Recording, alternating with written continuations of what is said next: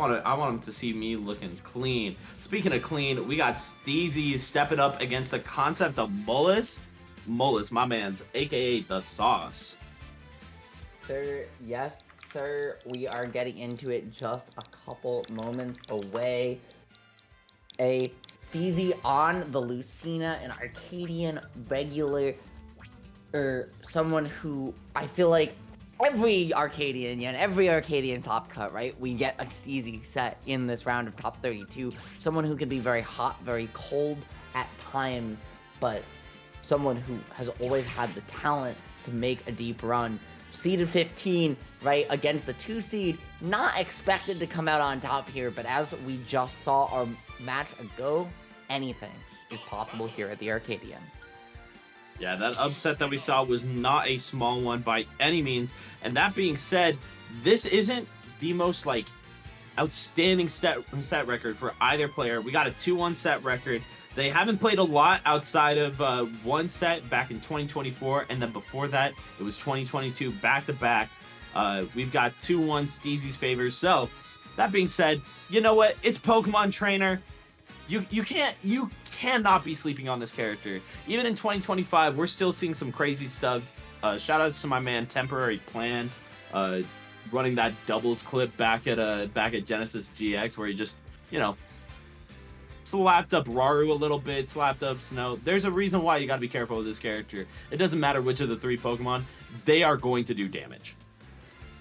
Yeah, when you have those 3-in-1 characters, right, there's so many different traits you have to account for, and while they have distinct weaknesses, right, they get to kind of change what those weaknesses are, and as long as they play it right, on the flip side, right, they also always can cover their weaknesses. So you always can make that right decision to give yourself the best tool set for a given situation.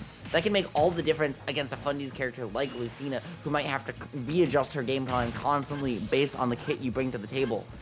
What are the variables Steezy is going to keep control of, and which way are we going to see this Fundies matchup go? Yeah, I'm excited to see it already. Off to a great start from Mullis here. We got that down throw to back air. We're shutting him off stage. Can we go ahead and stop Steezy out at the ledge here? Going for it, but not quite going to find it. Side note, I will say this is the second time in a row where the lower seed did have the set record, if I'm not mistaken. Yeah, Steezy 2-1 up against Mullis, so maybe the same story. We'll see what happens. 117 though on deck for Steezy. Mullis not making it easy. I'm surprised that we aren't seeing a switch over to the Ivysaur yet, but I think what it came down to was just that movement, wanting to utilize that pressure.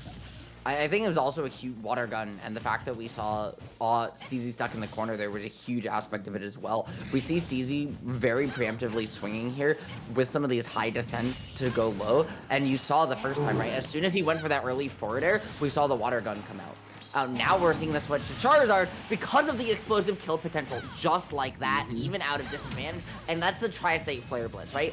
Every Tri-State Charizard goes for that, and you can thank Beast.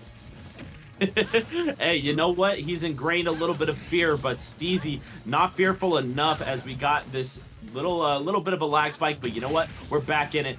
Steezy still holding on for dear life, was unable to secure that kill where he really needed one, and now we got Mullis. She's fighting on through. Gonna go ahead, look for that down tilt, look for some damage. I love that nair to back air. Already, are we gonna shut it down? No, not quite. Look, a little aggressive on that dare, but if it landed, nice.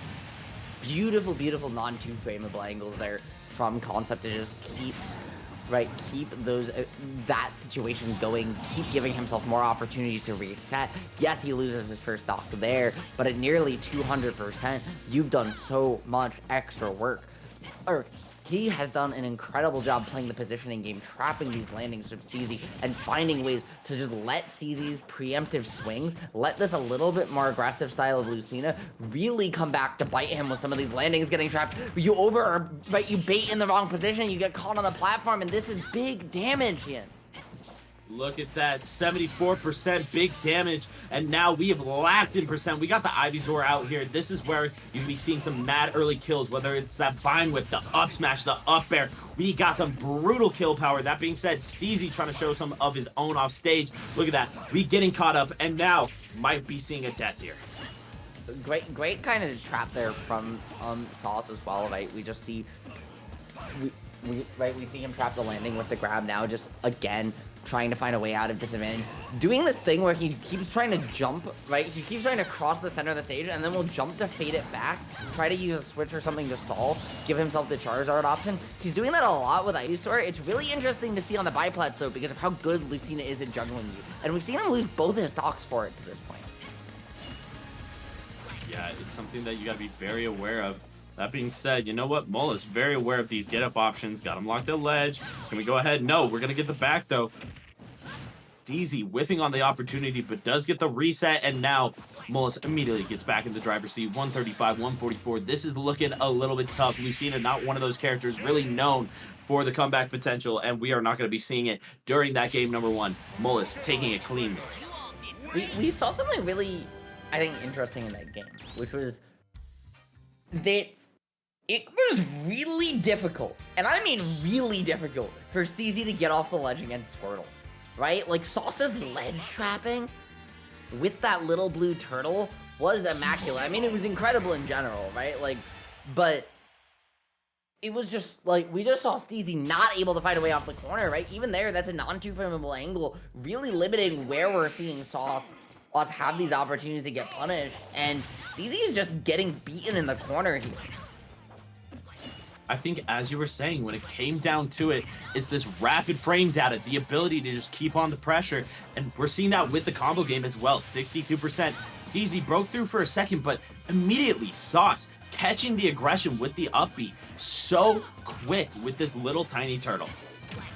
I like these just short little dash dances, right? We don't see it as aggressively as we do in a game like Rivals or Melee, but we are still just seeing at the base level this footsies come in clutch. Easy trying to find a way out of the surf though, and my friend, the only surf he's gonna take is that wave to the blast zone.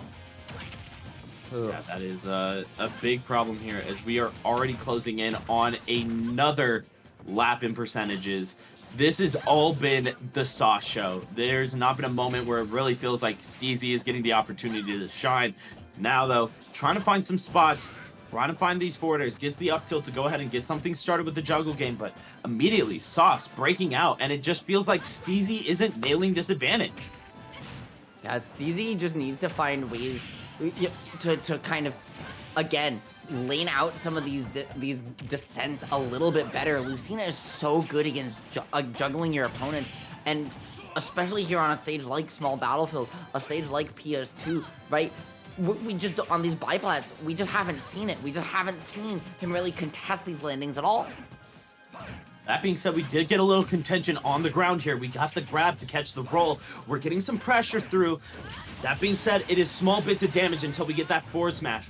You can't be hanging on to that ledge too long. Otherwise, Sauce going to go ahead, lose his stock to Steezy here. 98% though, that is a big deficit, but we got a little bit of an opportunity. Here's that juggle game. Not going to find it though.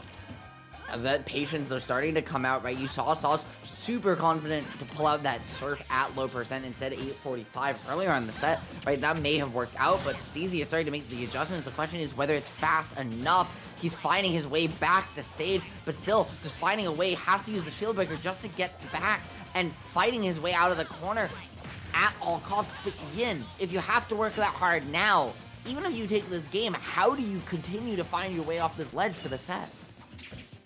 That is the big question here, as we're seeing the Ivysaur lock it down with those Razor Leafs, those down airs. Keeping the pressure going. We got the Nair coming in, the back throw. Now 140%. Can we go ahead and shut you off stage? No, Steezy, the early upbeat, that early Dolphin Slash to just shut down the ledge. But again, you don't got the projectile game to play, and now I'm hitting you with the claws. You know what? Hit it raw in the neutral. You saw that he went for that dash dance back and then the switch. You can tell that he definitely meant to switch, and then right, and kind of like his brain kind of encountered an error there, right? It was like he was looking for the flare blitz, he was looking for the aerial, it didn't work out, so he went for the dash dance, he went for the switch, and then he went for the swing, finds the stock regardless. All of a sudden now Sauce gets the reset on platform, again big damage.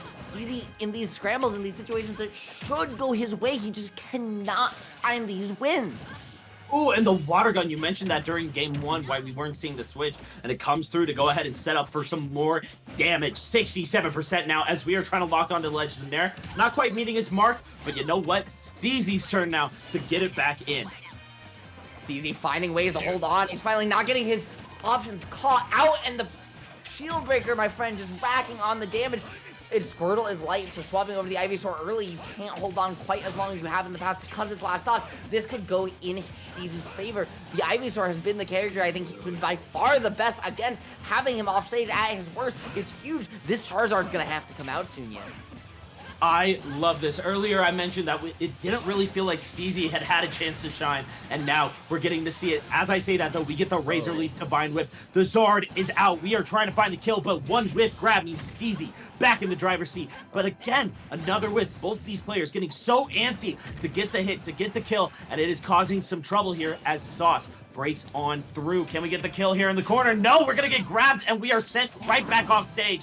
Holy moly, Dude. the bait tries to catch him on the platform. Both players fishing like they're... Dude, fishing like they just spent $4.99 on the Steam sale. Download that web fish and trying to get things started, but this is full-on spaghetti. Nobody can find the hit. Anything will kill. It's gonna be the forward air that does it. You know what? You know what? That's just sometimes how it goes, right? Sometimes we've got precise 9,000 IQ games, and sometimes it just comes down to spaghetti. Dang, it was so aggressive, back to back to back. We saw those down tilts coming in from the Zard. We saw these F tilts, these forwarders. Look at this right here. Such a good call out, but just couldn't nail down the stock. And then, of course, we see the immediate Flare Blitz to catch the pop, which we almost saw it again during that game number 2. Both you and I had a little bit of a heart attack there, not gonna lie. I love some of these aggressive dolphin slashes too.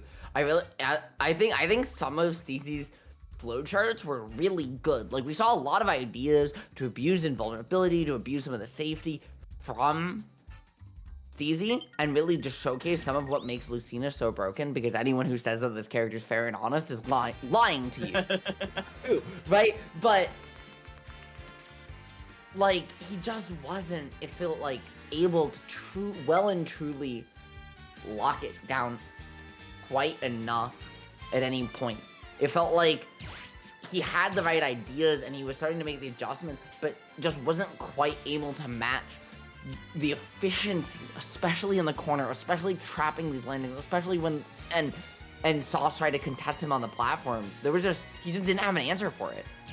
Yeah, and it just took too long. After dropping that first stock early, you don't have more than those 2 games. You have to bring it out immediately. Sauce was there. It was his day. Unfortunately for Steezy, that does mean he's going to be sending himself down into the loser's bracket, where he's going to have to fight some mad demons, because let me tell you, this is already stacking up to be a little bit nasty.